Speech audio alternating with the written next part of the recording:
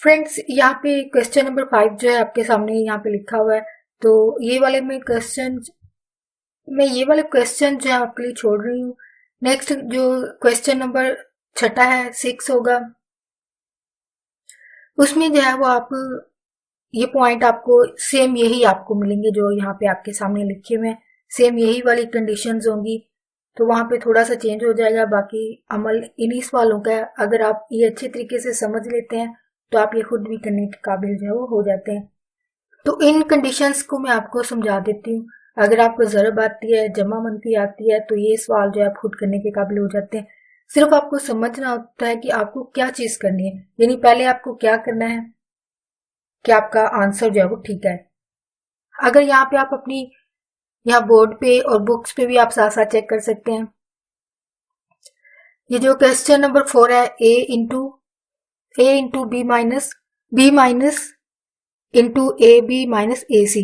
अब यहाँ पे लेफ्ट हो, ये आपके सामने लिखा हुआ लेफ्ट और राइट। अगर आपने क्वेश्चन सोल्व किए हो, पहले हल किए हो, तो आपको पता होता है कि ये दोनों आंसर जो है वो सेम होने चाहिए, यानी जो आपका लेफ्ट का आ रहा है वही आंसर आपका राइट का आना चाहिए। देन आपको पता चलेगा कि आपका सवाल जो है वो ठीक है। अगर आंसर एक जैसा नहीं आ रहा है तो आपको फौरन समझ जाना चाहिए कि आपका सवाल जो है वो गलत हो गया, यानी कहीं पे मिस्टेक होगी। दोबारा उसको चेक करें कि आया कहां पर गलती हुई है। तो इसमें आप क्या करेंगे कि आपको हमेशा सबसे पहले जो ब्रैकेट्स को हल करना होता है। ठीक है जी, लेफ्ट को लेते हैं सबसे पहले। तो बी माइनस सी, इसका मतलब आपने बी और सी के जो एलिमेंट्स हैं, रुकन होते हैं, उनको माइनस करना है।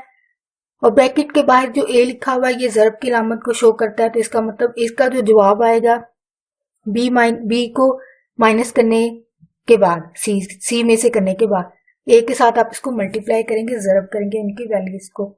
वो अगर आपने पहले ही वीडियोस देखी हो तो ज़रब आई थिंक इतनी मुश्किल नहीं है। सिर्फ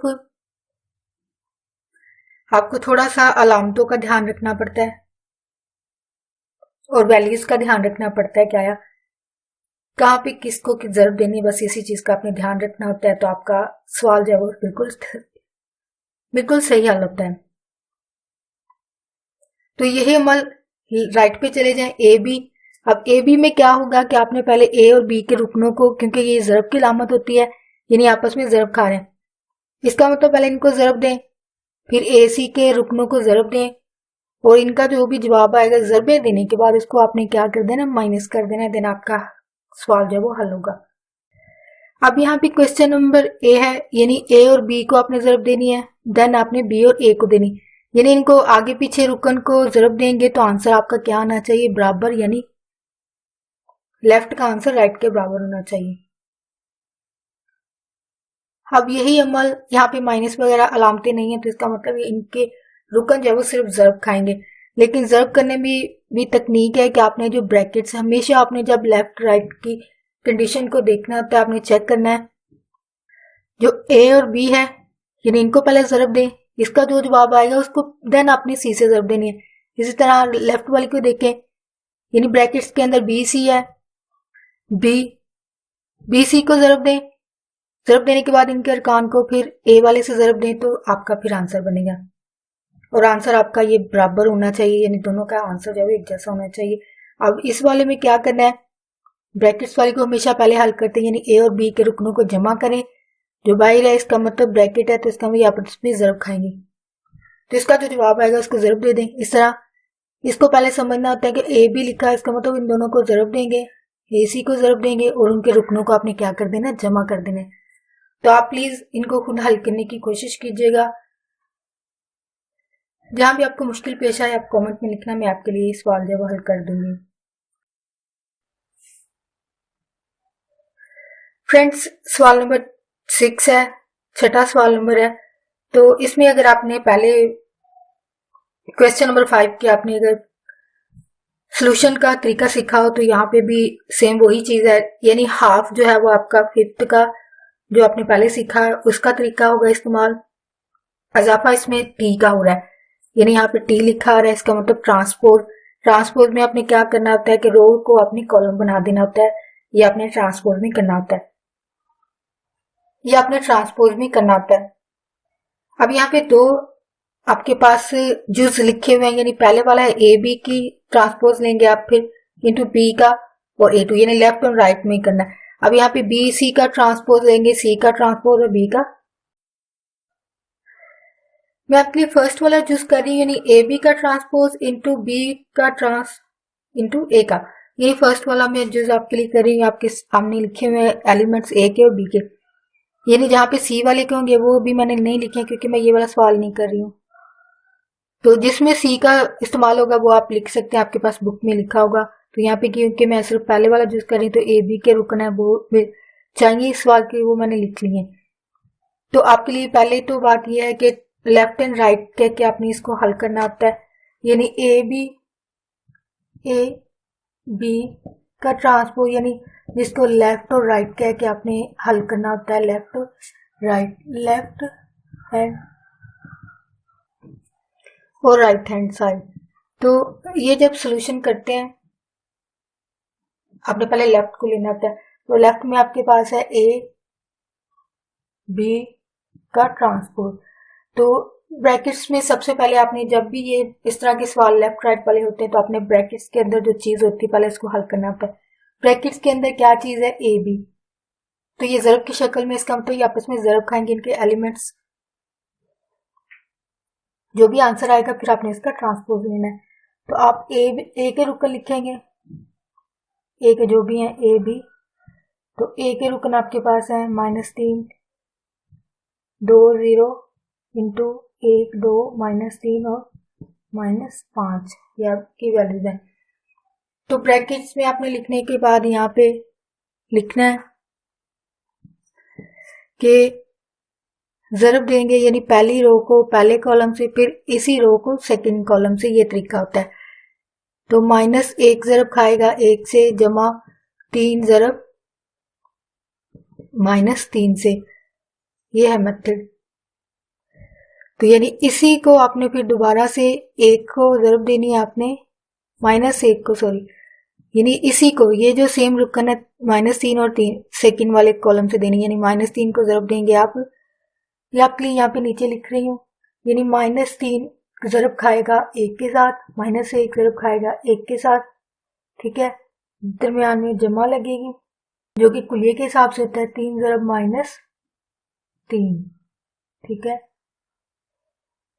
फिर इसी को आपने इसी रो को सेकंड कॉलम से, यानी -1 ज़रब खाएगा 2 के साथ, जमा 3 ज़रब खाएगा -5 के साथ, ये मेथड होता है। यानी पहली रो को पहले कॉलम से फिर पहली रो को सेकंड कॉलम से, ये मेथड होता है। अब सेकंड रो को फर्स्ट वाले से और फिर इसी को आपने सेकंड वाले से देना होता है। तो ये 2 ज़रब 1 है, दरमियान में जमा 0 ज़रब -3 होता है। अब इसी को आपने 2 ज़रब 2 से, दरमियान में जमा होता है 0 ज़रब -5। अब सिंपल सिर्फ इसकी मल्टीप्लिकेशन होगी, यानी इनको ज़रबें दे लें और जो अलामतें हैं उसके हिसाब से अपने हल करना है। तो -1 को जमा 1 से ज़रब देंगे तो ये यहाँ पे आ जाएगा -1, दरमियान में जमा है तो जमा माइनस हो जाएगा, -3 3 बार 9, तो नीचे आएगा 2 1 बार 2, दरमियान में जमा है तो 0 के साथ कोई भी वैल्यू ज़रब खाए वो 0 हो जाएगी।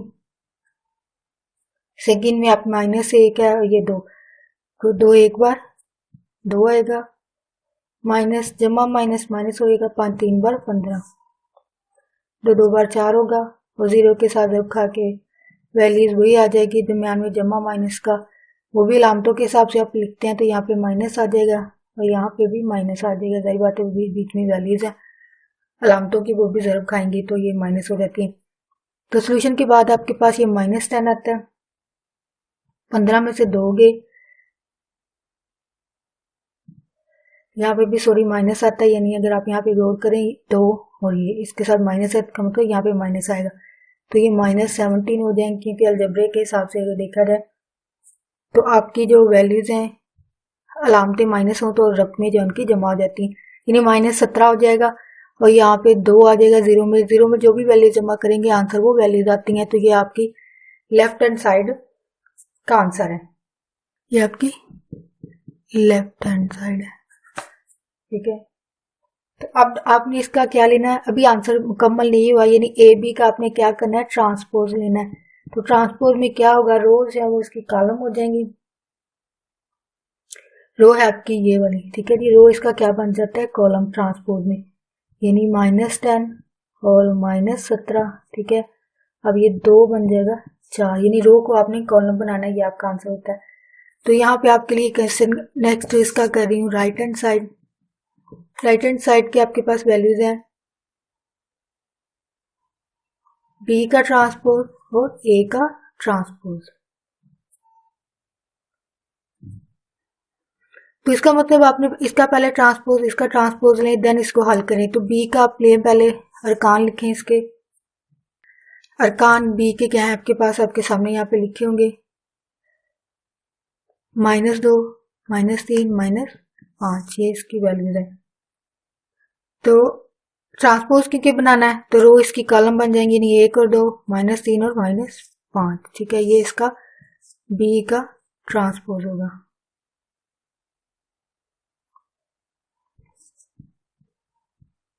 ए का ट्रांसपोज सिंपल, आपने वैल्यूज जो भी हैं अभी आपके सामने यहाँ पे लिखी हुई नहीं है, लेकिन आप बुक साथ रखना, ये पीछे से आप लिख लें एक दफा। तो ए की वैल्यूज है आपके पास 1 और 2 हो जाएगा, -3 और -5। ए की वैल्यूज है -1, 3, 2 और 0। ये आपके ए का ट्रांसपोज हो जाएगा। तो आपकी वैल्यूज क्या है कि जब ये ट्रांसपोज आप ले लें, फिर इन दोनों को आपने क्या करना है, ज़र्ब करना है। बी का ट्रांसपोज, ए का ट्रांसपोज, वो आपके पास लिखा हुआ है, ये ए का है -3 है, 2 है, -5 है। ये बी का है, ए का आपके पास ये सामने लिखे हुए -1, 2, 3 और 0। तो उनको आपने ज़र्ब देना है। एक ज़र्ब खाएगा पहले वाली, यानी रो आपकी ज़र्ब खाएगी कॉलम से, फिर यही रो ज़र्ब खाएगी आपकी सेकंड कॉलम से। ये मेथड होता है। तो एक ज़र्ब -1 जमा -3 ज़र्ब 3 है, ठीक है। अब इसी ने आपने एक ज़र्ब खाएगा 2 से, जमा -3 ज़र्ब खाएगा 0 से, ठीक है। 2 ज़र्ब खाएगा 3 से, माइनस दरम्यान में जमा है, -5 ज़र्ब खाएगा 3 से, फिर 2 ज़र्ब खाएगा 1 से, -1 से, 3 से। तो 2 ज़र्ब खाएगा 2 से, जमा 5 ज़र्ब खाएगा 0 से। अब ये 1 हो जाएगा, -9 हो जाएगा, ये -2 और ये -15 हो जाएगा। ये हो जाएगा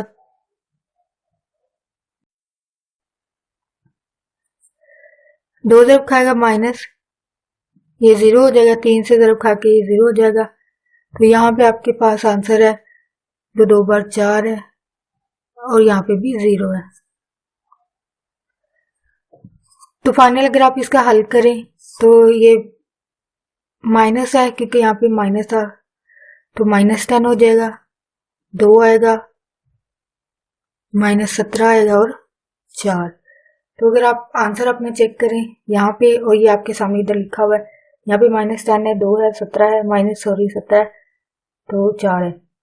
तो यहाँ पे भी आपका -10, -17, 2, 4, यानी आपका आंसर सेम है। तो आप यहाँ पे लिख सकते हैं कि लेफ्ट बराबर है राइट के। तो फ्रेंड्स, आपको आज की एक्सरसाइज जब अच्छे तरीके से समझ आई हो तो प्लीज अगर कहीं पे भी मुश्किल पेश आती है तो आप प्लीज कमेंट में लिखना। मैं आपके लिए बाकी जो क्वेश्चंस आपके लिए छोड़े वो आपके लिए मैं दोबारा हल कर दूंगी। और यहाँ पे एक बात शेयर करना चाहूंगी कि प्लीज अगर आपके कान में कोई बात डालता है तो प्लीज उस पर फौरन कभी रिएक्ट ना करें। पहले उन बातों को देखें, खुद अपने तौर पर परखें, अगर नजर आए तो फिर भी बात करने की जरूरत नहीं है। यानी अगर कोई कुछ गलत कर भी रहा तो उसके अपने सर पे है, यानी उस इंसान ने अपनी गलती का हिसाब जो है वो खुद देना, आपने नहीं। तो आप जज बन के कभी भी दूसरे लोगों के साथ मिलकर दूसरों पर कभी भी तानाजनी ना करें, आवाजें ना कसें, ना उनके गुजरने पर कोई दिल आजारी वाली बात कहें। अगर कोई बात आके कहता है तो उसको भी देखें कि आया कहने वाला उस इंसान का क्या है, दोस्त है या दुश्मन। वैसे तो मोस्टली दुश्मन होते हैं, कोई आकर क्यों बात डालेगा, वही डालता है जो उसका दुश्मन होता है। तो आप उसके साथ मिलकर कभी भी गलती ना करें, क्योंकि मेजोरिटी में लोग जो है वो दूसरे लोगों के साथ मिलकर जो है वो अब दूसरे इंसान की जिंदगी जो है वो मुश्किल बनाते हैं, चाहे वो इंसान गलत हो या ना हो। अगर हो तो जाहिर बात है उसकी अपना फेल है, उसकी अपनी जिंदगी है, जैसे भी गुजारे। तो आप कभी भी दूसरे लोगों के साथ मिलकर दूसरों की जिंदगी को अजाब ना बनाएं। उस बात को पहले देखें परखें जो कान में डाली गई है, तो रिएक्ट फौरन ना कीजिए और ना ही दूसरे लोगों के साथ मिलकर दूसरों की जिंदगी को अजाब बनाएं।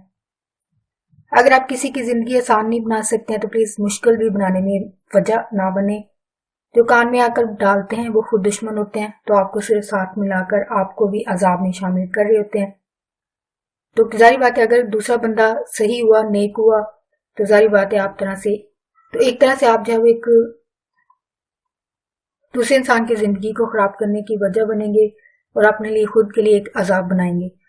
तो इस चीज से बचें, खुद भी बचें। अगर कोई बात डालता है तो फौरन रिएक्ट ना करें, इग्नोर कर दें। अपने काम से काम रखें, दूसरों के साथ बिल्कुल भी मिलकर उस दूसरे इंसान की जिंदगी को खराब करने की कोशिश ना करें। फ्रेंड्स, आज की वीडियो आपके लिए इंफॉर्मेटिव और आपके लिए ये एक्सरसाइज जो है वो आसान होगी हल करना। तो प्लीज वीडियो में कोई बात अच्छी लगी है, सीखने को मिला है, तो प्लीज मेरी वीडियो को लाइक और शेयर जरूर कीजिएगा। प्लीज ज्यादा से ज्यादा अपने क्लास फेलोज के साथ या अगर यहाँ पे टीचर हैं, पेरेंट्स हैं तो आगे जरूर शेयर कीजिए ग्रुप्स में अपने, ताकि ज्यादा से ज्यादा लोग जो इस वीडियो से फायदा उठा सके। अपने फ्रेंड्स के साथ वीडियो को जरूर शेयर कीजिएगा। आपका वीडियो देखने के लिए बहुत शुक्रिया।